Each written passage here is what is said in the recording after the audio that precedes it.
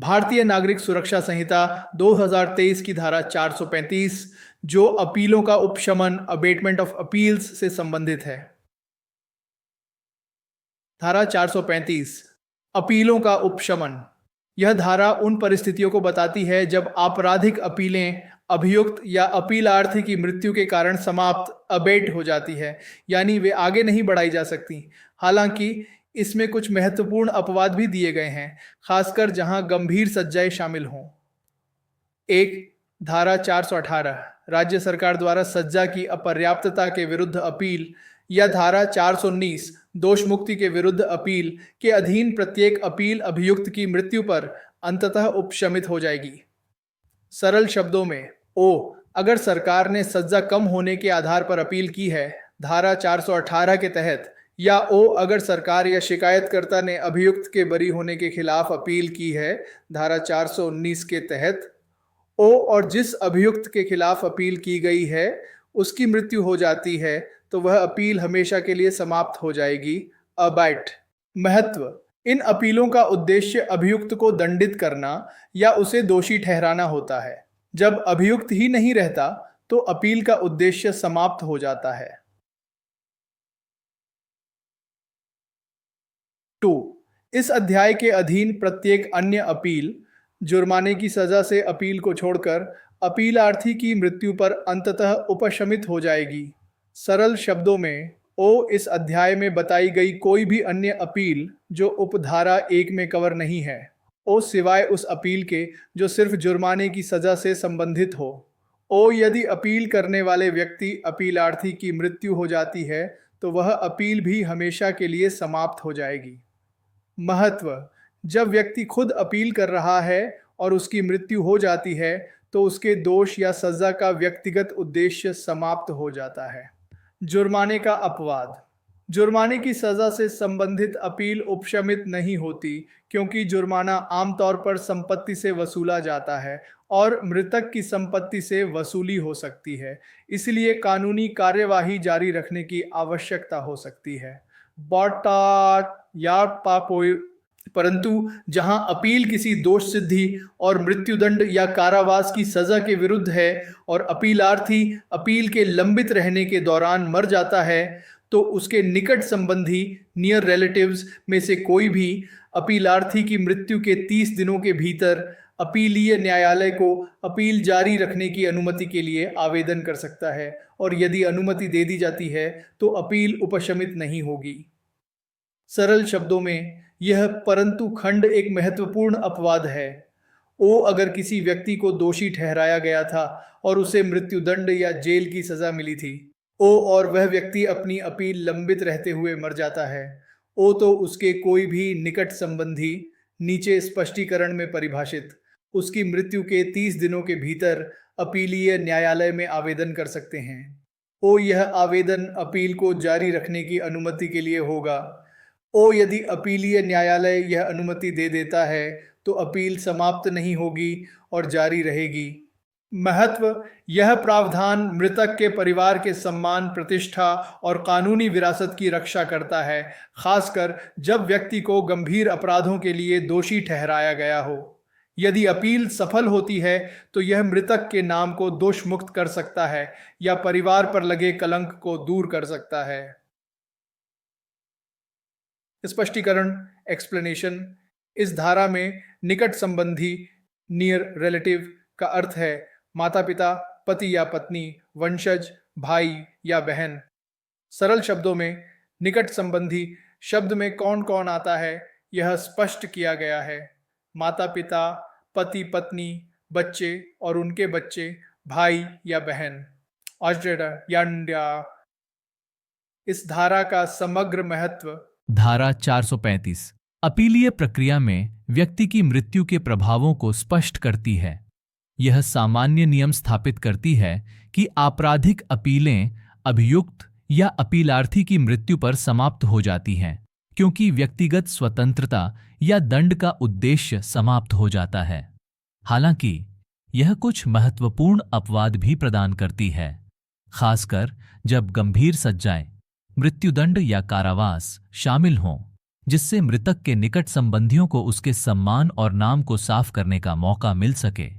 यह कानून में न्याय और व्यावहारिकता के बीच संतुलन बनाए रखती है।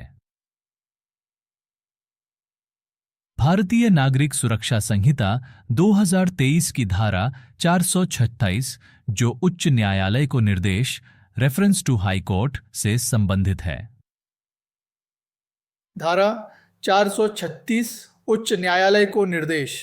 यह धारा निचली अदालतों को यह शक्ति देती है कि वे कुछ कानूनी प्रश्नों, विशेष रूप से किसी कानून या उसके प्रावधानों की वैधता से संबंधित को निर्णय के लिए सीधे उच्च न्यायालय हाई कोर्ट को भेज सकें।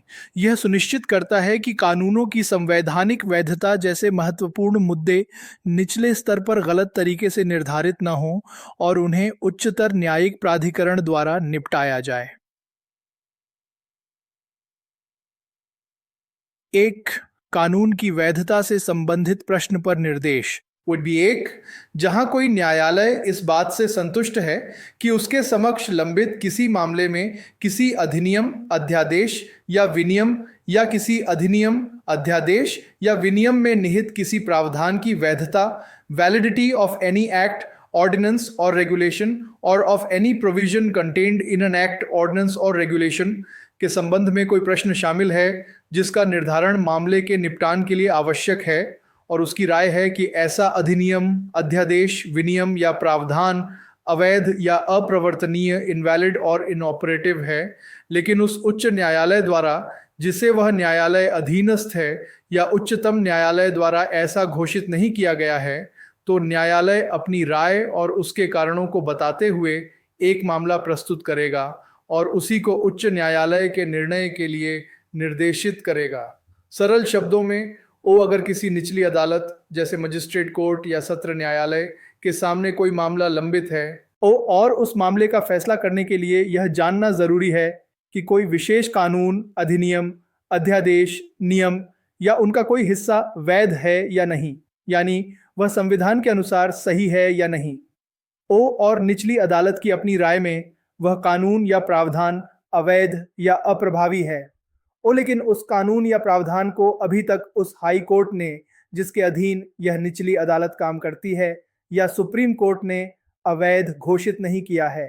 तो ऐसी स्थिति में निचली अदालत को एक मामला बनाना होगा, स्टेट अ केस, जिसमें वह अपनी राय और उसके कारण बताएगी और इसे हाई कोर्ट के फैसले के लिए भेज देगी। रेफर।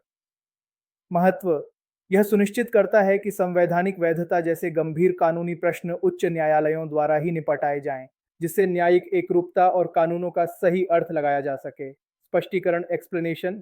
इस धारा में विनियम, रेगुलेशन का अर्थ वही विनियम है जैसा कि जनरल क्लॉज एक्ट 1897 10 ऑफ 1897 में या किसी राज्य के जनरल क्लॉज एक्ट में परिभाषित है। सरल शब्दों में, विनियम शब्द का अर्थ वही है जो जनरल क्लॉज एक्ट में दिया गया है, ताकि कोई भ्रम न हो। तो कानून के किसी भी प्रश्न पर निर्देश सत्र न्यायालय द्वारा।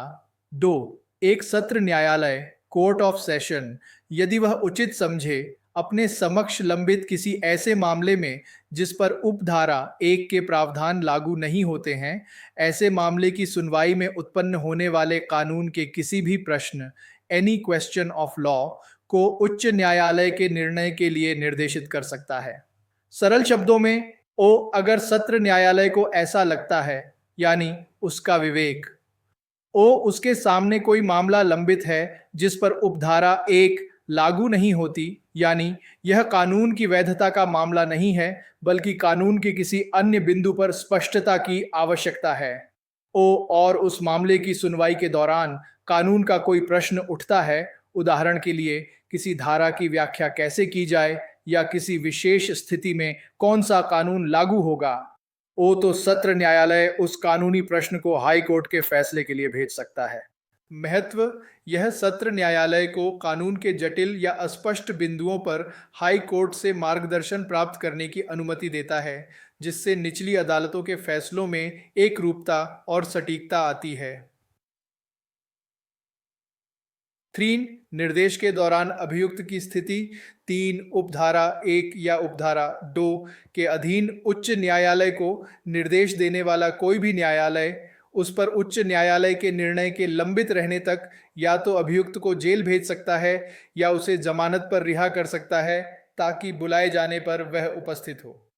सरल शब्दों में, जब कोई निचली अदालत, चाहे मजिस्ट्रेट कोर्ट हो या सत्र न्यायालय, हाई कोर्ट को कोई कानूनी प्रश्न भेजती है उपधारा 1 या 2 के तहत, तो हाई कोर्ट के फैसले आने तक निचली अदालत के पास यह शक्ति है कि वह 1 अभियुक्त को जेल में भेज दे, commit the accused to jail, 2 या उसे जमानत पर रिहा कर दे, रिलीज हिम ऑन बेल, इस शर्त पर कि जब उसे बुलाया जाएगा तब वह हाजिर होगा।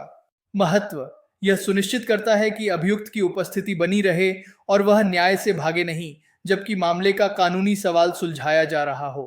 न्यायालय को मामले की गंभीरता और अभियुक्त के इतिहास के आधार पर उचित निर्णय लेने का विवेक होता है। इस धारा का समग्र महत्व धारा 436 न्यायिक प्रणाली में एक महत्वपूर्ण सेफ्टी वॉल्व के रूप में कार्य करती है।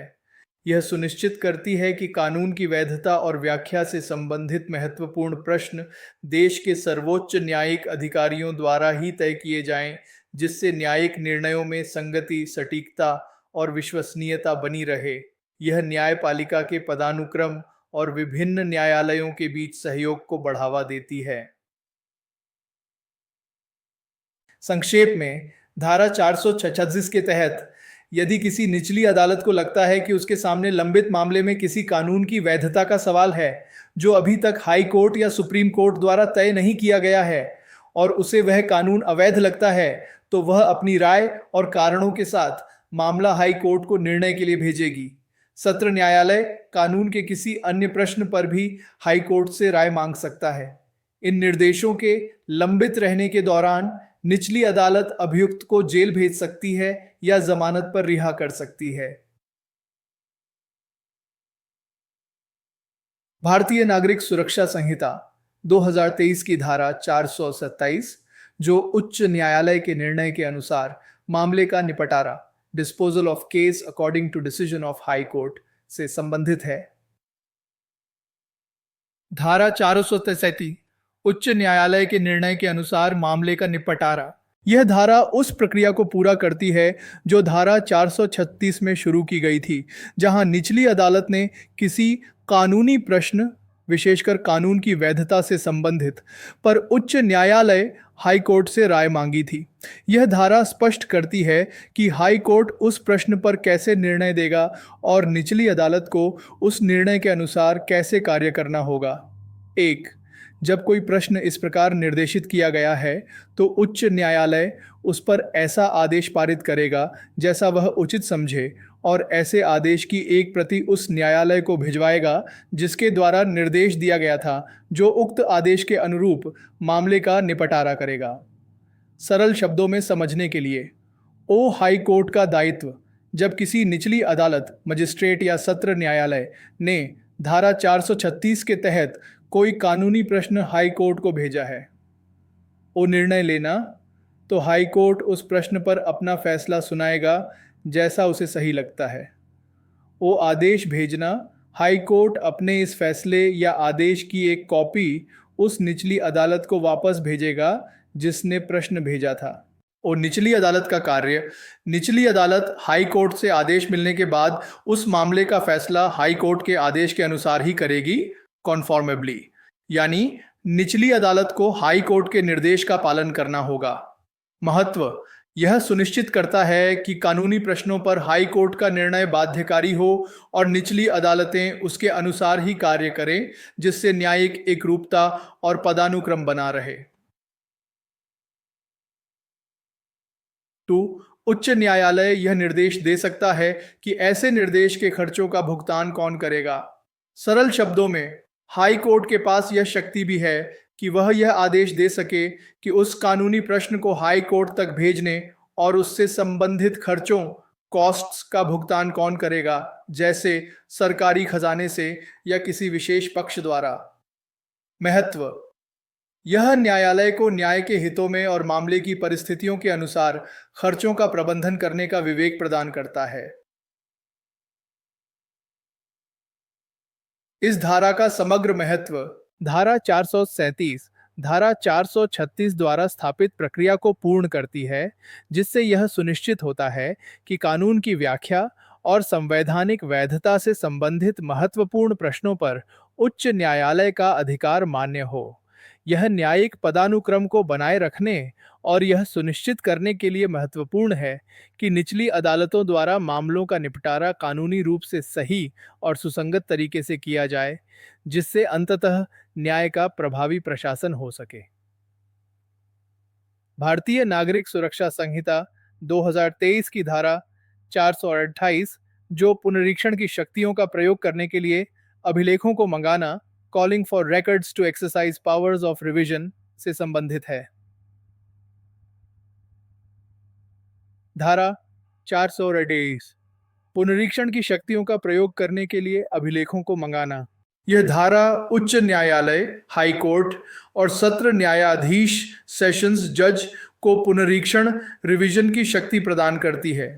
यह उन्हें अपने अधीनस्थ आपराधिक न्यायालयों द्वारा पारित किसी भी निर्णय, सज्जा या आदेश की शुद्धता, वैधता या औचित्य की जांच करने और उन अधीनस्थ न्यायालयों की कार्यवाही की नियमितता की जांच करने के लिए मामले के अभिलेखों, रिकॉर्ड को मंगवाने का अधिकार देती है।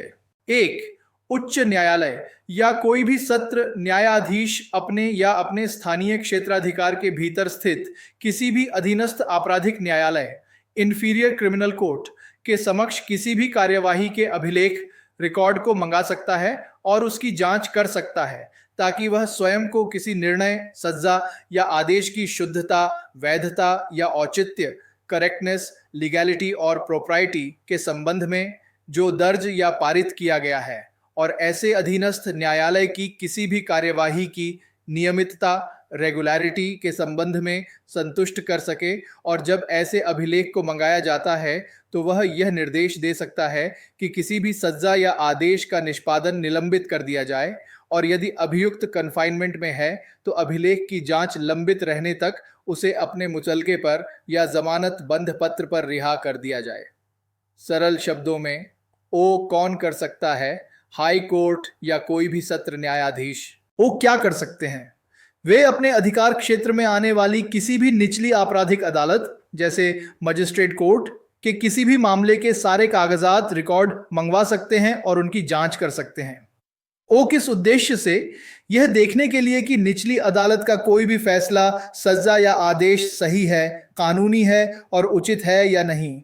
साथ ही यह भी देखने के लिए कि निचली अदालत की सारी कार्यवाही नियमों के अनुसार हुई है या नहीं। ओ अंतरिम आदेश, जब वे रिकॉर्ड मंगवाते हैं तो वे साथ ही यह भी आदेश दे सकते हैं कि निचली अदालत की सज़ा या आदेश को अभी लागू न किया जाए, निलंबित कर दिया जाए, और अगर दोषी व्यक्ति जेल में है तो उसे रिकॉर्ड की जांच होने तक अपनी जमानत पर या जमानतदार के साथ जमानत पर रिहा कर दिया जाए। स्पष्टीकरण, एक्सप्लेनेशन। इस उपधारा और धारा 429 के प्रयोजनों के लिए सभी मजिस्ट्रेट, चाहे वे कार्यपालक हों या न्यायिक, और चाहे वे मूल या अपीलीय क्षेत्राधिकार का प्रयोग कर रहे हों, सत्र न्यायाधीश के अधीनस्थ माने जाएंगे। सरल शब्दों में, पुनरीक्षण की शक्तियों के संदर्भ में धारा 438 और 429 के लिए यह स्पष्ट किया गया है कि सभी प्रकार के मजिस्ट्रेट, चाहे वे प्रशासनिक काम करते हों या न्यायिक, और चाहे वे पहली बार किसी मामले की सुनवाई कर रहे हों या अपील सुन रहे हों, सत्र न्यायाधीश से अधीनस्थ, इंफीरियर ही माने जाएंगे। इसका मतलब है कि सत्र न्यायाधीश उनके फैसलों की पुनरीक्षण शक्ति का प्रयोग कर सकता है। तो अंतर्वर्ती आदेशों पर पुनरीक्षण नहीं। 2. उपधारा 1 द्वारा प्रदत्त पुनरीक्षण की शक्तियों का प्रयोग किसी भी अपील, जांच, विचारण या अन्य कार्यवाही में पारित किसी अंतर्वर्ती आदेश, इंटरलॉक्यूटरी ऑर्डर के संबंध में नहीं किया जाएगा। सरल शब्दों में, ओ हाई कोर्ट या सत्र न्यायाधीश की पुनरीक्षण की शक्ति का उपयोग अंतर्वर्ती आदेशों, इंटरलॉक्यूटरी ऑर्डर्स के खिलाफ नहीं किया जा सकता, ओ अंतर्वर्ती आदेश वे आदेश होते हैं जो किसी मुकदमे या कार्यवाही के दौरान पारित किए जाते हैं और जो मामले के अंतिम निर्णय पर सीधा प्रभाव नहीं डालते, जैसे सुनवाई की अगली तारीख तय करना, किसी दस्तावेज को रिकॉर्ड पर लाना। महत्व: यह पुनरीक्षण की शक्ति के दुरुपयोग को रोकता है और सुनिश्चित करता है कि मुकदमे अनावश्यक रूप से छोटे छोटे आदेशों पर बार बार उच्च न्यायालयों में चुनौती के कारण बाधित न हों। पुनरीक्षण की शक्ति केवल अंतिम या महत्वपूर्ण आदेशों के लिए है जो मामले के परिणाम को प्रभावित करते हैं। 3. एक ही व्यक्ति द्वारा एक से अधिक पुनरीक्षण आवेदन पर रोक। 3.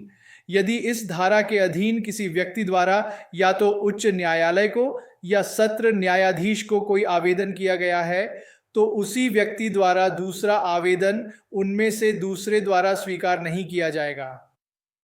सरल शब्दों में, अगर किसी व्यक्ति ने अपने मामले में पुनरीक्षण के लिए आवेदन किया है, और उसने यह आवेदन या तो हाई कोर्ट में किया है या सत्र न्यायाधीश में किया है, तो वही व्यक्ति उसी मामले में दूसरी अदालत, दूसरे कोर्ट में दोबारा पुनरीक्षण के लिए आवेदन नहीं कर सकता। महत्व: यह न्यायिक संसाधनों की बचत करता है और फोरम शॉपिंग को रोकता है, जहां व्यक्ति एक अदालत में असफलता के बाद दूसरी में भाग्य आजमाने की कोशिश करता है। एक बार जब पुनरीक्षण की शक्ति का प्रयोग एक अदालत द्वारा किया जाता है, तो उसी मुद्दे पर दूसरी अदालत में फिर से पुनरीक्षण नहीं होगा। आई रिपोर्टेड थी। इस धारा का समग्र महत्व: धारा 438 आपराधिक न्याय प्रणाली में एक महत्वपूर्ण संतुलनकारी शक्ति है। यह सुनिश्चित करती है कि निचली अदालतों के निर्णयों और कार्यवाहियों की न्यायिक समीक्षा हो सके, ताकि उनकी शुद्धता, वैधता और औचित्य सुनिश्चित हो। साथ ही यह पुनरीक्षण की शक्ति के दायरे को सीमित करती है, अंतर्वर्ती आदेशों पर नहीं, और दोहरी मुकदमेबाजी को रोकती है, जिससे न्यायिक दक्षता बनी रहे। भारतीय नागरिक सुरक्षा संहिता 2023 की धारा 429, जो जांच का आदेश देने की शक्ति, पावर टू ऑर्डर इंक्वायरी से संबंधित है। धारा 429 जांच का आदेश देने की शक्ति। यह धारा उच्च न्यायालय, हाई कोर्ट और सत्र न्यायाधीश, सेशंस जज को यह शक्ति देती है कि वे कुछ विशेष परिस्थितियों में आगे की जांच, फर्दर इंक्वायरी का आदेश दे सकें। यह विशेष रूप से उन मामलों पर लागू होती है जहां किसी शिकायत को खारिज कर दिया गया हो या किसी अभियुक्त को आरोप मुक्त कर दिया गया हो। इसका उद्देश्य यह सुनिश्चित करना है कि न्याय के हित में कोई संभावित चूक न हो और किसी मामले की उचित जांच हो सके। धारा 428 के अधीन या अन्यथा किसी अभिलेख की जांच करने पर उच्च न्यायालय या सत्र न्यायाधीश, मुख्य न्यायिक मजिस्ट्रेट, चीफ जुडिशियल मैजिस्ट्रेट को स्वयं या अपने अधीनस्थ किसी मजिस्ट्रेट द्वारा आगे की जांच करने का निर्देश दे सकता है, और मुख्य न्यायिक मजिस्ट्रेट स्वयं या किसी अधीनस्थ मजिस्ट्रेट को आगे की जांच करने का निर्देश दे सकता है किसी ऐसी शिकायत में जिसे धारा 226 या धारा 227 की उपधारा 4 के अधीन खारिज कर दिया गया है, या किसी ऐसे व्यक्ति के मामले में जिस पर किसी अपराध का आरोप है और जिसे उन्मोचित कर दिया गया है, डिस्चार्ज्ड। सरल शब्दों में समझने के लिए, कौन कर सकता है? हाई कोर्ट या कोई भी सत्र न्यायाधीश। कब कर सकते हैं? जब वे धारा 428 के तहत किसी रिकॉर्ड की जांच कर रहे हों, यानी पुनरीक्षण की शक्ति का प्रयोग कर रहे हों, या किसी अन्य तरीके से, यानी किसी और संदर्भ में भी, जैसे किसी याचिका पर। वो क्या आदेश दे सकते हैं?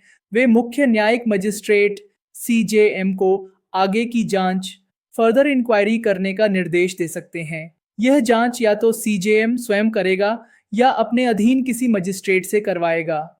CJM की शक्ति।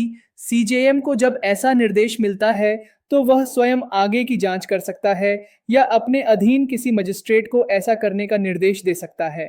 किन मामलों में आगे की जांच? 1. किसी ऐसी शिकायत में जिसे खारिज कर दिया गया है। यदि किसी व्यक्ति ने शिकायत दर्ज की थी और वह शिकायत धारा 226 जांच के दौरान मजिस्ट्रेट द्वारा शिकायत को खारिज करना, या धारा 227 की उपधारा 4 दोष सिद्धि से पहले शिकायत का खारिज होना, के तहत खारिज कर दी गई थी। 2. किसी ऐसे व्यक्ति के मामले में जिसे उन्मोचित डिस्चार्ज कर दिया गया है। यदि किसी व्यक्ति पर किसी अपराध का आरोप था, लेकिन उसे मुकदमे की शुरुआत से पहले या आरोप तय होने से पहले ही उन्मोचित डिस्चार्ज कर दिया गया, यानी यह मान लिया गया कि उसके खिलाफ पर्याप्त सबूत नहीं है और उसे बरी नहीं किया गया बल्कि छोड़ दिया गया। महत्व यह सुनिश्चित करता है कि न्याय के महत्वपूर्ण पहलुओं जैसे कि गलत तरीके से खारिज की गई शिकायतें या अनावश्यक रूप से डिस्चार्ज किए गए अभियुक्त पर उच्चतर न्यायिक अधिकारी द्वारा पुनर्विचार किया जा सके और यदि आवश्यक हो तो उन्हें ठीक किया जा सके। परंतु कोई भी न्यायालय इस धारा के अधीन किसी ऐसे व्यक्ति के मामले में जांच के लिए कोई निर्देश नहीं देगा जिसे उन्मोचित कर दिया गया है, जब तक कि ऐसे व्यक्ति को यह कारण बताने का अवसर न मिल गया हो कि ऐसा निर्देश क्यों नहीं दिया जाना चाहिए। सरल शब्दों में यह परंतु खंड एक महत्वपूर्ण सुरक्षा उपाय है। यदि हाई कोर्ट या सत्र न्यायाधीश किसी ऐसे व्यक्ति के खिलाफ आगे की जांच का आदेश देना चाहते हैं जिसे पहले ही डिस्चार्ज कर दिया गया था, तो उन्हें पहले उस व्यक्ति को यह मौका देना होगा कि वह बताए कि उसके खिलाफ आगे की जांच का आदेश क्यों नहीं दिया जाना चाहिए। महत्व यह प्राकृतिक न्याय के सिद्धांत का पालन करता है कि किसी भी व्यक्ति के खिलाफ कोई प्रतिकूल आदेश पारित करने से पहले उसे सुने जाने का उचित अवसर दिया जाना चाहिए। एक बार डिस्चार्ज होने के बाद व्यक्ति को यह अधिकार होता है कि उसे बिना किसी कारण के फिर से जांच का सामना न करना पड़े। इस धारा का समग्र महत्व धारा 429 आपराधिक न्याय प्रणाली में एक महत्वपूर्ण चेक एंड बैलेंस के रूप में कार्य करती है। यह सुनिश्चित करती है कि न्यायिक त्रुटियों का सुधार निचली अदालतों द्वारा की गई संभावित त्रुटियों जैसे शिकायत को गलत तरीके से खारिज करना या अभियुक्त को गलत तरीके से डिस्चार्ज करना को सुधारा जा सके। न्याय का पूरा होना, न्याय के हित में किसी भी महत्वपूर्ण मामले की जांच अधूरी न रहे या बिना पर्याप्त विचार के बंद न हो जाए। अभियुक्त के अधिकार, डिस्चार्ज किए गए व्यक्ति को सुने जाने का अधिकार मिलता है जिससे न्यायपूर्ण प्रक्रिया सुनिश्चित होती है। पदानुक्रमिक नियंत्रण यह उच्चतर न्यायालयों, हाई कोर्ट और सत्र न्यायाधीश को अधीनस्थ न्यायालयों की कार्यवाही पर नियंत्रण और पर्यवेक्षण रखने की अनुमति देता है। किरण संक्षेप में धारा 429 हाई कोर्ट और सत्र न्यायाधीश को शक्ति देती है कि वे किसी भी रिकॉर्ड की जांच करते हुए या अन्यथा सीजेएम को किसी खारिज की गई शिकायत या डिस्चार्ज किए गए व्यक्ति के मामले में आगे की जांच का आदेश दें। सीजेएम स्वयं यह जांच कर सकता है या अपने अधीनस्थ किसी मजिस्ट्रेट को निर्देश दे सकता है। हालांकि डिस्चार्ज किए गए व्यक्ति के मामले में आगे की जांच का आदेश देने से पहले उस व्यक्ति को अपना पक्ष रखने का मौका देना अनिवार्य होगा।